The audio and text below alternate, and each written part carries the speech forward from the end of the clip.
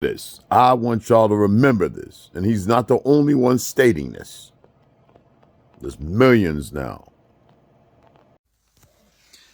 Larry Fink, the CEO of BlackRock, spoke to the G7 and basically told them what to do. And he made these 3 points, and they're simple ideas, and they're absolutely crucial if you want to understand what's happening in the financial system.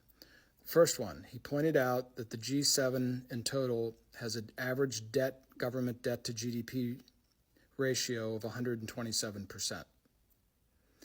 Therefore, deficit spending, increasing the deficit, can no longer drive economic growth because it would drive inflation higher and most likely drive interest rates higher, which would push us into stagflation. Number 2, what he calls the bank balance sheet model, or the ability for banks to push credit into the economy, has now stalled. The losses in the American banking system are $700 billion.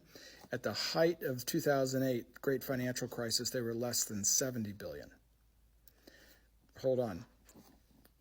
The losses in the American banking system, the unrealized losses, are now as big as the entire Federal Reserve was in 2008. The losses are now bigger than the Fed. Now, since then, the Fed has grown its balance sheet by tenfold, and it can't do that again, or it would collapse the dollar. So he gives number 3 is what he calls the private-public partnerships. So you can think of it this way.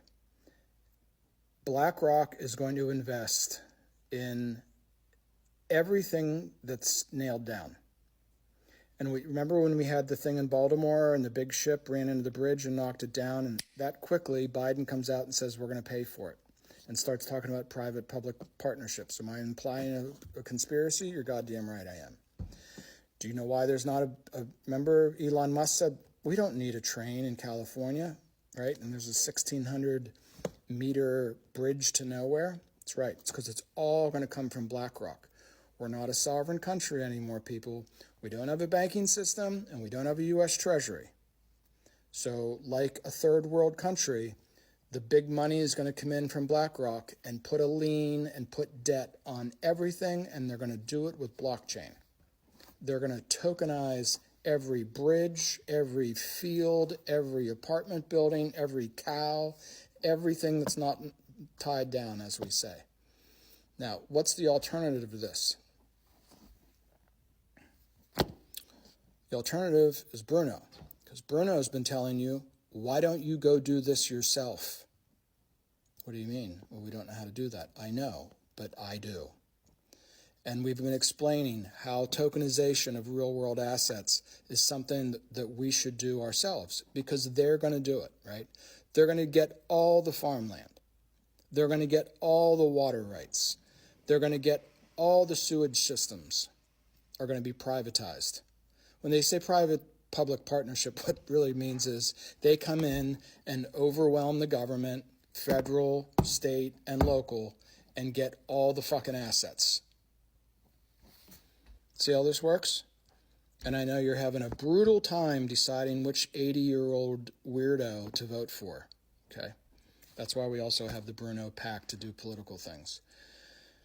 So you're going to see some videos this weekend pinned of exactly how you can interact with Bruno and the kinds of things that you should be thinking about as we move into this new system. Now let's just go through it again. Remember, I was 10 years old. Reagan comes in. There's $1 trillion in federal debt, okay? It's now $36 trillion, okay? Comes in, drops the top tax rate from over 90% to 28%, okay? So that's how we drove the economy since 1980.